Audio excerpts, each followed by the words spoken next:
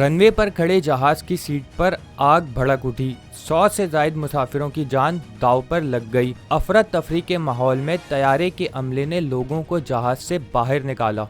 अमरीकी रियासत कोलोराडो में खतरनाक हादसा पेश आया। डिनोर शहर से निकलने की तैयारी करने वाली साउथ वेस्ट एयरलाइन की परवाज में अचानक आग भड़क उठी, जिसके बाद मुसाफिरों को तैयारे से बाहर निकाला गया। अमरीकी मीडिया के मुताबिक आग एक मुसाफिर के मोबाइल फोन की बैटरी में लगी, जिसके बाद उस मुसाफिर की सीट को भी आग ने अपनी लपेट में ले लिया। हादसे के वक्त जहाज में 108 मुसाफिर सवार थे। तैयारे के पिछले हिस्से में मौजूद मुसाफिर इमरजेंसी स्लाइड्स का इस्तेमाल करते हुए जहाज से निकले, जबकि आगे बैठे मुसाफिर जेट ब्रिज के जरिए सामने वाले दरवाजे से बाहर निकले। हादसे के 3 घंटे बाद मुसाफिरों को अपनी मंजिल की जानिब रवाना किया गया।